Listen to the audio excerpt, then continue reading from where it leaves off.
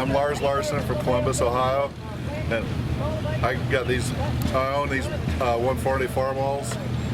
The industrial one I got a year ago, and I put the 1000 loader on it that I'd had on the 64 Farmall that I got 15 years ago.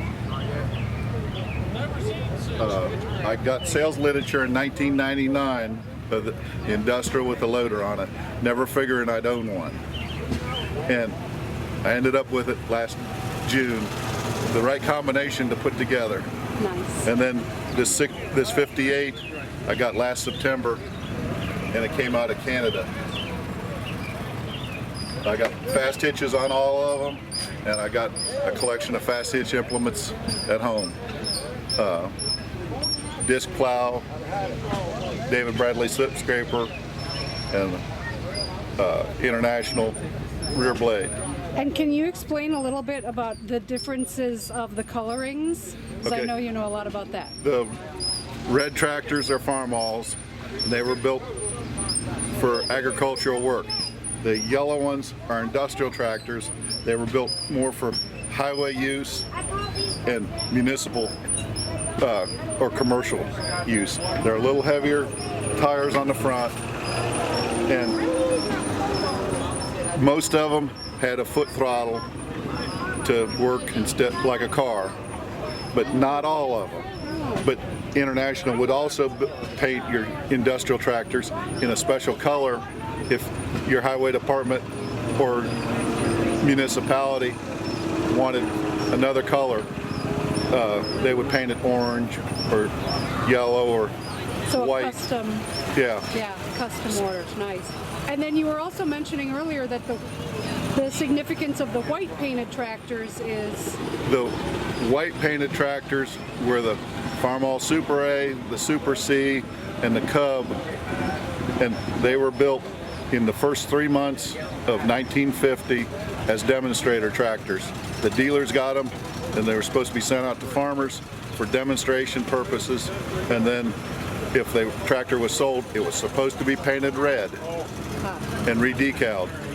But you could always tell a serial demonstrator by a low serial number for 1950, and if you looked under the hood or the floorboard, you'd probably find white paint because the dealer didn't take the time to take it all apart to paint it. And you were talking about the attachments and so forth. What's the significance of if they're blue as opposed to red? Normally, the red parts bolt to the tractor, the blue parts engage in the ground.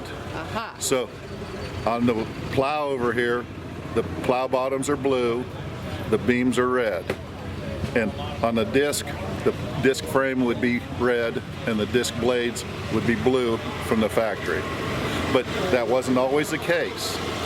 I bought 3 parts for a snow plow, and 2 of them were blue with the original part number on them, and the other one was a red one, and that went totally against everything I'd ever heard before about bolting to the tractor. So there was an exception to every rule. And the blue wasn't always the same blue from year to year. It was dependent on who was a low bid and how close they could match the paint from year to year with a low bid. Oh, interesting. Interesting. And are these the only 3 tractors that you own now, or you have others? I own a T340 crawler with a drought 4-in-1 loader bucket on it and a drought ripper. I owned a 49 Super A that was my grandfather's, and I gave it to my nephew to keep it in my family. Oh, and so it's still operational? It's still operational. It's here at the show. It's a heritage tractor, and so he's got it here shown. Excellent. Thank you so much. Thank you. Woo.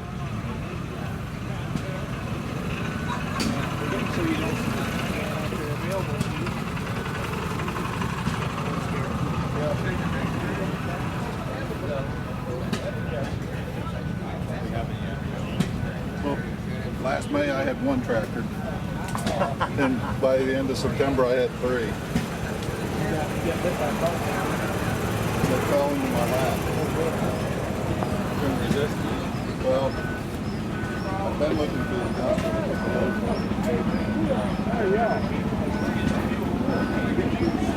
neighbor told me about 1 4 miles